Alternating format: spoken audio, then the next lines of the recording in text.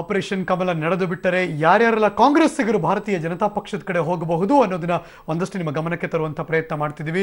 ಈಗ ಬರ್ತಾ ಇದೆ ಮೊದಲನೇದಾಗಿ ಶಾಸಕರಾದಂಥ ಬಿ ನಾಗೇಂದ್ರ, ಬಳ್ಳಾರಿ ಗ್ರಾಮಾಂತರ ಭಾಗದ ಶಾಸಕರು. ಯಾಕೆಂದರೆ ಪಕ್ಷ ಸೇರೋಕ್ಕೆ ಮುಂಚೆನೇ ಒಂದಷ್ಟು ಭರವಸೆ ಕೊಟ್ಟಿದ್ರು ಕಾಂಗ್ರೆಸ್ನವರು, ಆದರೆ ಸಚಿವ ಸ್ಥಾನ ಸಿಗಲಿಲ್ಲ, ನಿಗಮ ಮಂಡಳಿಯೂ ಸಿಕ್ಕಿಲ್ಲ.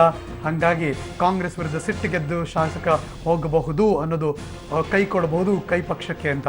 ಇನ್ನು ಮಹೇಶ್ ಕಮಟಳ್ಳಿ, ಅಥಣಿ ಭಾಗದ ಶಾಸಕರಿವರು, ಬೆಳಗಾವಿಯ ಮಾಜಿ ಮಂತ್ರಿಯೊಬ್ಬರ ಕಟ್ಟ ಬೆಂಬಲಿಗರು.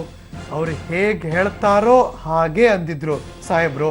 ಹಾಗಾಗಿ ಕೈಗೆ ಕೈ ಕೊಡಬಹುದಾದ ಎಲ್ಲ ಲಕ್ಷಣಗಳು ಇದೆ ಅಂತ ಸುದ್ದಿ ಇದೆ. ಇವರ ಹೆಸರು ಶ್ರೀ ಉಮೇಶ್ ಜಾಧವ್. ನಿನ್ನೆ ಮೊನ್ನೆ ಕೂಡ ಸುದ್ದಿಯಲ್ಲಿದ್ದರು. ನೆರೆ ರಾಜ್ಯಕ್ಕೆ ಹೋಗಿ ಇನ್ನೊಬ್ಬರ ಆಶೀರ್ವಾದ ಕೂಡ ಪಡ್ಕೊಂಬಂದಿದ್ದಾರೆ. ಯಾರಿಂದಲೂ ಇನ್ಫ್ಲೂಯೆನ್ಸ್ ಹೋಗ್ತಾ ಇದೆ, ಹಾಗಾಗಿ ಗೊತ್ತಿಲ್ಲ ಚಿಂಚೋಳಿ ಶಾಸಕರ ಕಥೆ ಏನು ಅಂತ. ಕಲಬುರಗಿ ಲೋಕಸಭಾ ಕ್ಷೇತ್ರಕ್ಕೆ ಮುಂದೆ MP ಎಲೆಕ್ಷನ್ಗೆ ಬಿಜೆಪಿಯಿಂದ ಕಣಕ್ಕಿಳಿಸುವಂಥ ಚಿಂತನೆ ಇದೆಯಂತೆ. ನಿಗಮ ಮಂಡಳಿ ಅಧಿಕಾರ ಇತ್ತು, ಆದರೆ ಇನ್ನೂ ಸ್ವೀಕರಿಸಿಲ್ಲ, ಸುಮ್ಮನಾಗಿದ್ದಾರೆ. ಹಾಗಾಗಿ ಬಿಜೆಪಿ ನಾಯಕರ ಜೊತೆ ನಿರಂತರ ಸಂಪರ್ಕದಲ್ಲೂ ಇದ್ದಾರೆ. ಹಾಗಾಗಿ ಇವರು ಹೋಗಬಹುದು ಅನ್ನೋ ಸುದ್ದಿ ಇದೆ. ಇನ್ನು ಮಾನ್ಯ ಆನಂದ್ ಸಿಂಗ್, ಹೊಸಪೇಟೆ ಶಾಸಕ, ಇಡೀ ಪಕ್ಷ ರಚನೆ ಅಂದರೆ ಸರ್ಕಾರ ರಚನೆಯಾದ ಸಂದರ್ಭದಿಂದಲೂ ಇವರ ಹೆಸರು ಓಡಾಡ್ತಾನೇ ಇದೆ ಅಡ್ಗೋಡೆ ಮೇಲೆ.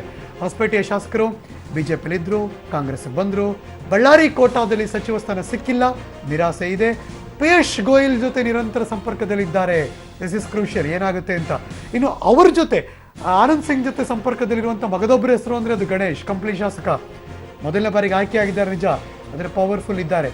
ಆನಂದ್ ಸಿಂಗ್ ಜೊತೆ ಗುರುತಿಸ್ಕೊಂಡಿದ್ದಾರೆ. ಹಾಗಾಗಿ ಇವರ ಹೆಸರು ಕೂಡ ದೊಡ್ಡ ಮಟ್ಟದಲ್ಲಿ ಕೇಳಿ ಬರ್ತದೆ. ನಾಗೇಂದ್ರ ಅವ್ರ ಜೊತೆ ಕೂಡ ಗುರುತಿಸ್ಕೊಂಡಿದ್ದಾರೆ.